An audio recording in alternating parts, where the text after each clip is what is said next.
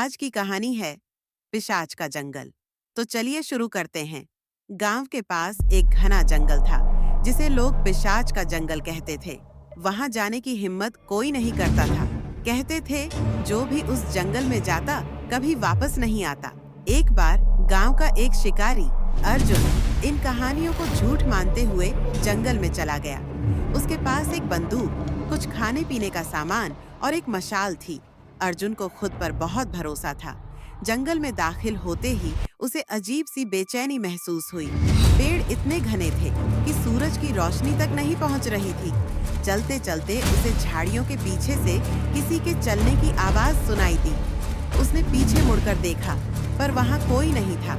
थोड़ी देर बाद अर्जुन को एक पुराना कुआं दिखाई दिया। कुएं के पास एक बूढ़ा आदमी बैठा था। अर्जुन ने उससे पूछा, बाबा, आप यहाँ अकेले क्या कर रहे हैं? बूढ़े आदमी ने कहा, यह जंगल तुम्हारे लिए नहीं है। तुरंत लौट जाओ, नहीं तो पछताओगे। अर्जुन ने हंसते हुए कहा, मैं डरने वालों में से नहीं हूँ।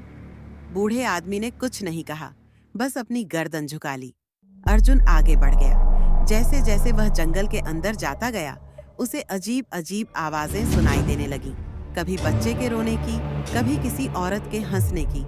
अचानक उसे एक पेड़ के पास कुछ चमकती आंखें दिखी। उसने मशाल की रोशनी डाली तो देखा कि वहां एक साया खड़ा था। वह साया धीरे धीरे उसकी ओर बढ़ रहा था। अर्जुन ने बंदूक से फायर किया, लेकिन गोली साये के आर पार निकल गई। वह डर के मारे दौड़ने लगा, लेकिन जंगल में रास्ता जैसे गायब हो गया था। हर तरफ वही आवाजें गूंज रही थी। अचानक उसे महसूस हुआ कि कोई उसके पीछे दौड़ रहा है। जब उसने पलटकर देखा तो एक पिशाच, लंबे दांत और लाल आंखों वाला, उसके ठीक पीछे था।